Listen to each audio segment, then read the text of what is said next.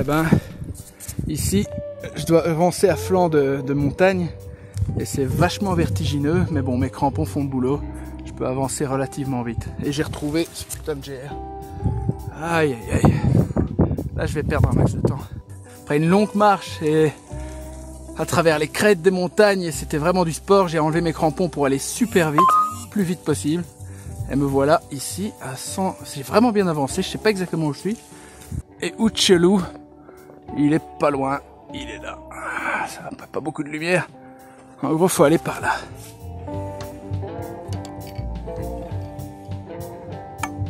Je croyais que je devais aller par là, là où il y a cette antenne, mais non, c'est plus par là le refuge. On change encore de décor donc. 13e étape. C'est une petite de 4 heures. J'ai tracé à fond pour descendre du refuge de Uchelu. Là, c'était vraiment chiant. Il fallait monter, descendre le long des crêtes. C'était tortueux. Il y avait encore un peu de neige. J'ai dû mettre mes crampons. Voilà, on a à nouveau de l'énergie. Alors, je repars pour la toute dernière étape. Ça y est. Ah, voilà le petit symbole. Je repars pour la dernière étape.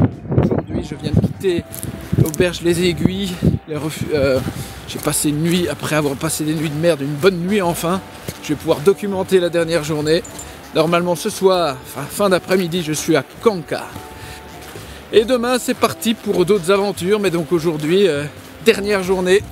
Si tout va bien, je finis mon périple aujourd'hui. C'était long avec les allers-retours sur le GR. C'était riche en émotions. Il s'en est passé des choses dans ces 3 semaines. Incroyable. Allez, on va faire une dernière belle journée. Il fait magnifique, mais il y a un fort vent. Donc des fois, je vais être exposé. Des vents à 90 km/h quand même. Ça va être quelque chose. Donc voilà, pour ça que je me suis habillé en bonhomme de neige quand même. Mais il fait beau en dehors de ça. J'ai de la chance.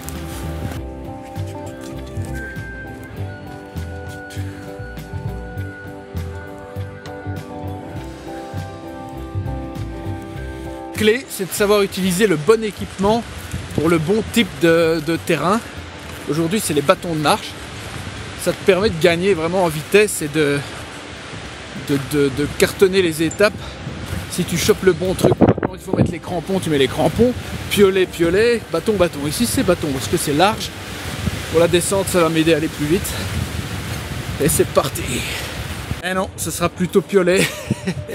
Non, les bâtons. Ça redevient trop technique, ça descend dans des rochers, il m'encombre plus qu'autre chose. Je dois regarder où je pose 2 éléments au lieu d'un seul. Le piolet me permet de m'appuyer pour me descendre ou de me pousser dessus pour monter, donc c'est beaucoup plus pratique. Parce que ça va être encore technique pour descendre. Il y a un dénivelé de 900 mètres aujourd'hui, de dénivelé, donc ça va descendre. Donc j'ai resserré mes chaussures, il ne devrait pas y avoir de neige, donc j'aurai plus besoin des crampons et je n'ai jamais eu besoin de ces putain de raquettes quoi. Du lest transporté pendant 20 jours. Ça m'a fait les muscles au moins. Le truc avec le GR, c'est que chaque pas peut potentiellement vous exploser la cheville.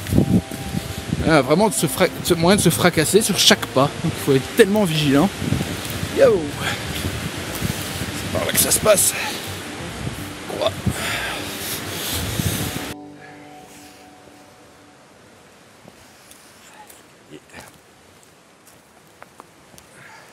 Même si les montées étaient les plus fatigantes, j'étais tellement prudent finalement avec les pans enneigés de la montagne et tout.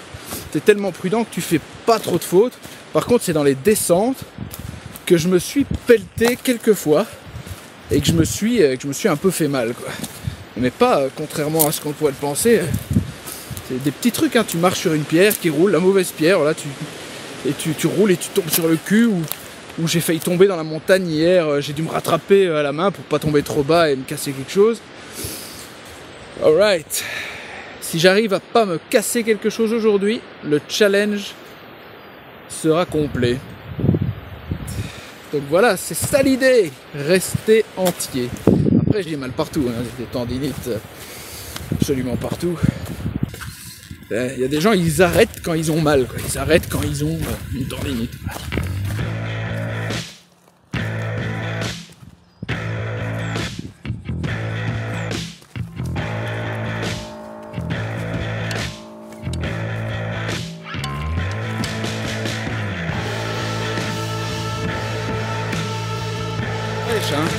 après toutes ces nuits foireuses que j'ai passées, froides, gîtes mal isolés ou carrément en tente à la con. Putain, cette petite nuit avant d'en finir avec le GR20, cette petite nuit dans ce gîte m'a remis le moral. Franchement, on se sent jamais plus seul que quand ton téléphone te lâche, plus de batterie, tu peux plus lire l'heure, tu peux plus appeler à l'aide si jamais tu as des problèmes, tu es vraiment seul avec toi-même. Putain, j'ai dû m'éclairer à la bougie quoi, pour avancer dans mes notes le soir. Ça, c'était des grands moments de solitude. Et ici, ce moment de confort, hein, plus coûteux, c'est vrai, un petit peu plus coûteux, c'était pas le Ritz, mais ça m'a mis vraiment du baume au cœur. Là, je suis reparti, j'ai pris un bon petit déj, c'est indispensable, c'est toujours une question de balance finalement. Donc c'est important, je pense, de ponctuer quand on fait des longs voyages avec un peu de social, quoi, avec un peu de rencontres, un peu de chaleur humaine et de chaleur tout court, un peu de technologie aussi. Donc quand je ferai le Danube, quand je ferai le Danube, ça va être long, mais il faudra garder ça en tête. Au moins il y aura des villes très souvent, et si je prends un kayak transportable, bah, ce sera tout bon. Je viens de prendre un petit moment à écouter un Made by Dania, ça clôturait Le Seigneur des Anneaux. Film qui, on n'y a rien à faire et on garde toujours à l'esprit quand on voyage comme ça, quand on est seul face à la nature. Et les musiques du film aussi, toujours dans la tête. Et ici, je prends un moment.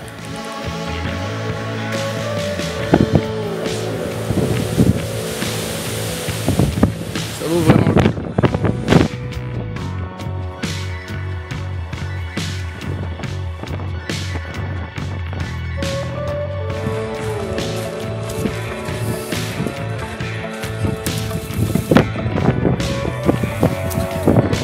Voilà le refuge d'Iprati.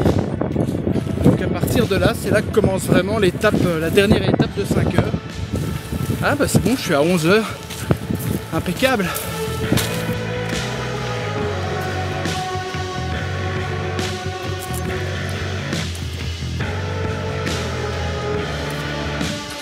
Parfois c'est mieux de ne pas voir les refuges, de ne pas les voir, parce que quand on les voit au loin, ou en aval par exemple, on s'emballe et on regarde plus où on met les pieds. On regarde plus où on met les pieds. Et c'est là qu'on manque de se torcher la gueule. En règle générale, bah, c'est comme ça que je me suis tollé. Tu t'es emballé, tu regardes plus, tu fais plus gaffe quoi. Le fameux refuge de l'avant-dernière étape. Ouais. Et là-bas. Et donc c'est à partir d'ici que commence officiellement l'étape finale vers Kanka. Le mec avant moi, il était en même galère d'électricité et de batterie et qu'il a essayé de démonter ce truc solaire pour recharger son téléphone. Waouh. Là le chemin est pépère, on avance bien.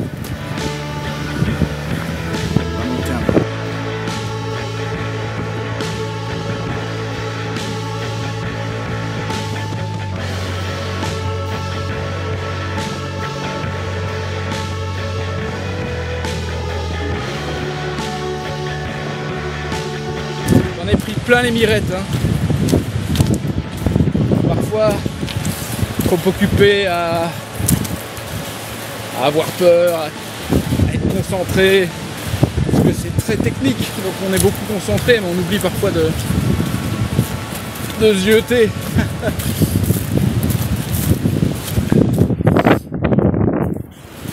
Ce sera la conclusion les gars. S'inquiéter, c'est souffrir 2 fois. Tellement vrai. On va monter ce col. Là, on crève un petit peu. Pas bien méchant, je crois que c'est ça là. Le dénivelé de 160 mètres positif dont il parlait. Après, c'est que de la descente. Hein.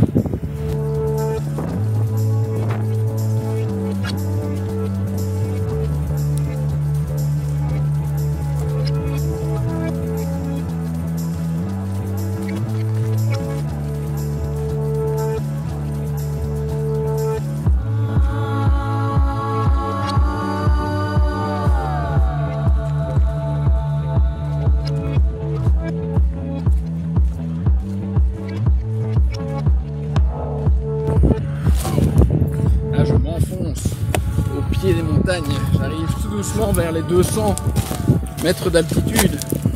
Altitude de Kanka. On arrive, on arrive. Gaffe de pas se casser la gueule. Hein. Ici, les pierres sont instables. Putain, l'eau coule de la montagne et crée une espèce de petite piscine naturelle là. Si j'avais le temps, j'irais me baigner. C'est magnifique. Ça donne envie de se baigner. Hein. Moi ça, un petit bonhomme accueillant dans le sable. La mer qu'on voit danser le long des gorges vieilles. Je ne sais plus les paroles. Na, na, na, na, na, na, na. Ça sent la victoire, ça sent la victoire. Et voilà par où je passe. Je viens de franchir la porte qui conduit à mon destin. Je vois le premier panneau qui fait la pub pour une auberge, pour un bar, le bar du GR20. Ça y est. Pas encore un symbole assez fort, mais c'est fini. Si je tombe pas dans ces quelques mètres, j'ai réussi. C'était un truc de fou. Waouh. J'ai mal aux pieds.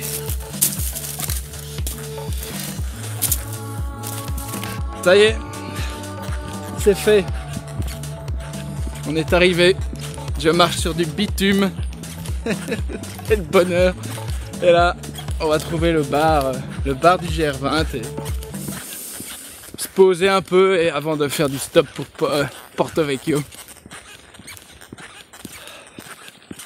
Je suis béat. Béat de bonheur, les amigos. Ah. Au revoir le rocher. Au revoir la caillasse. Au revoir la montagne. Merci pour tout.